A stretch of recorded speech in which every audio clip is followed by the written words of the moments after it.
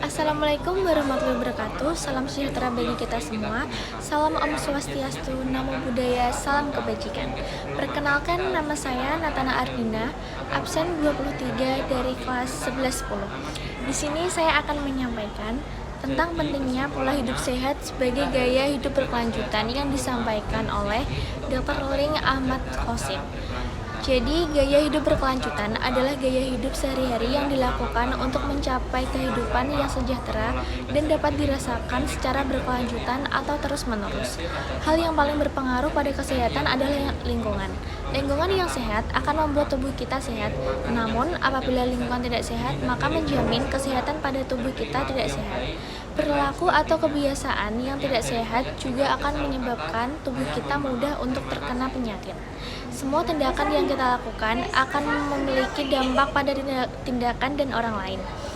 Faktor yang berpengaruh terhadap kesehatan diri kita, di antara lainnya 40% adalah lingkungan yang bisa berpengaruh pada diri kita. Jadi lingkungan yang tidak sehat akan berpengaruh juga pada tubuh kita akan tidak sehat.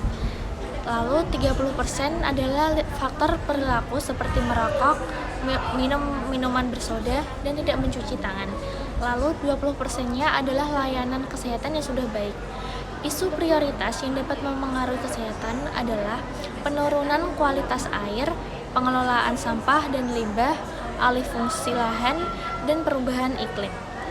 Kondisi sanitasi total berbasis masyarakat atau STBM merupakan pendekatan untuk merubah perilaku higienis dan sanitasi melalui pemberdayaan masyarakat dengan metode pemicuan.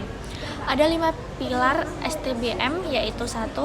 Stop buang air besar sembarangan atau BABS. 2. Mencuci tangan memakai sabun. 3. Pengamanan air minum dan makanan. 4. Pengelolaan sampah. Dan 5. Pengelolaan limbah. Yang pertama, stop buang air besar sembarangan. Jadi, penyakit yang dapat ditimbulkan oleh bakteri adalah hepatitis, diare, kolera, pecacingan, tiroid, polio, disentri, paratifoid, dan lain-lainnya. Lalu ada juga solusi jamban sehat. 1. Tidak mencemari sumber air minum. 2. Tidak berbau. 3. Kotoran tidak dapat dijamah oleh serangga dan tikus. Kedua, cuci tangan pakai sabun. Persyaratan sarana CTPS adalah dengan tersedianya 1.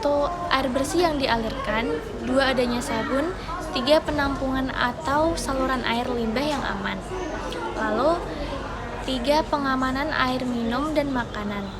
Kunci keamanan pangan adalah di antara lainnya 1. Menjaga kebersihan.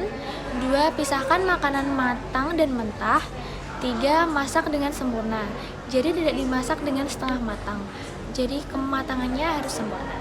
Air yang layak diminum harus melewati 3 persyaratan. Yang pertama, fisik. 2. Kimia. 3. Mikrobiologi.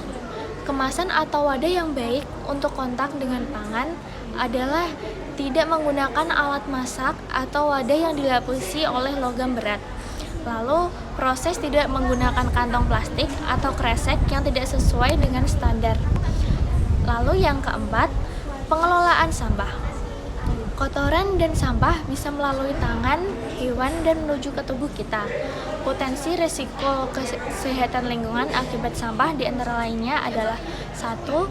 Pencemaran lingkungan. 2. Peningkatan penyakit menular. 3. Rendahnya estetika.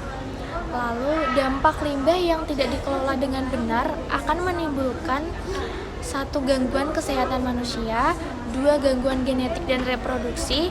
3. Kerusakan harta benda. Lalu yang terakhir adalah pengelolaan limbah.